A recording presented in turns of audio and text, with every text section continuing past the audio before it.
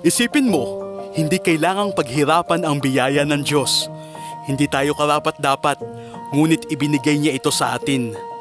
Parang kung nagkamali ka sa isang tao at gusto niyang bayaran mo ito pero wala kang pambayad, problema yan. Ngunit ang pagpapatawad ng Diyos, iyon ay napakadakila. Hindi ito kapanipaniwala, lalo na kung may nasaktan ka talaga. Iyon ang iniisip ni Fredson nang mahuli siya dahil sa pagpatay. Pinatay ni Fredson ang anak ni Alan sa ilog. Si Stephen, lumusong siya para lumungoy sa ilog at sinaksak ni Fredson si Stephen sa likod. Nang malaman kong pinatay ang aking anak, lumusong ako para makita siya sa ilog. At ang una kong ginawa ay nagdasal ako. Humingi ako sa Diyos na bigyan ako ng lakas ng loob. Dumating ang lalaki sa ganitong paraan. Sinaksak niya ang kaliwang tagiliran ng kutsilyo. At narito ang lugar kung saan sinaksak ng lalaki si Stephen.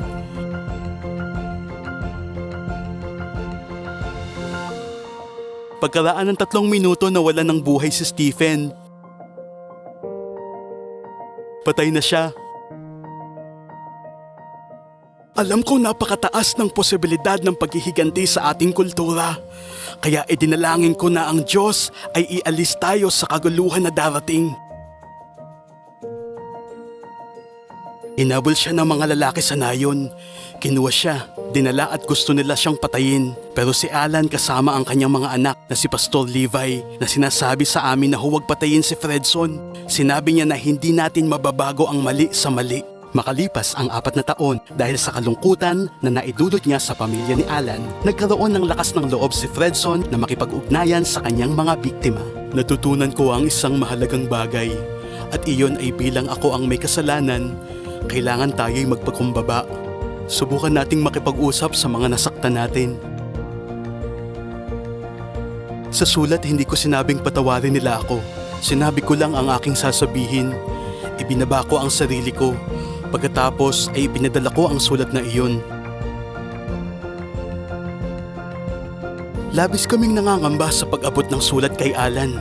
Hindi namin alam kung tatanggapin niya o sasabihin niya na lumayo kami sa kanya.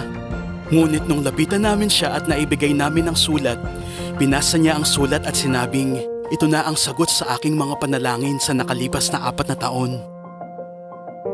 Ang aking pamilya at ako ay labis na nagdarasal na balang araw ay mabigyan kami ng pagkakataong humayo at personal na patawarin si Fredson.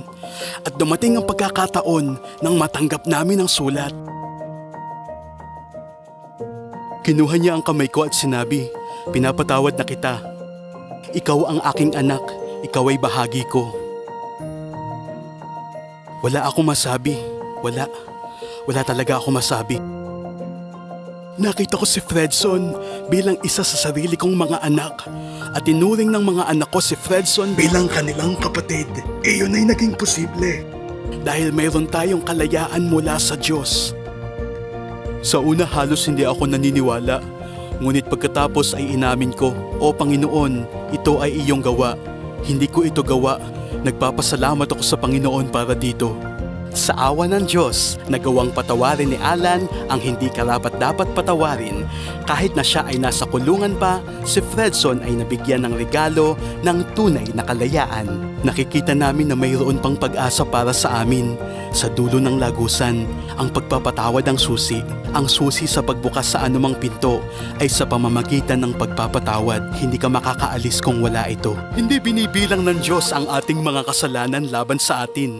Hindi kanya gustong parusahan o bayaran ang kasalanan mo dahil binayaran ka ni Jesus nang mamatay siya sa krus. Iyan ang ibig sabihin ng biyaya. Pinatawad ka na, kailangan mo lang tanggapin.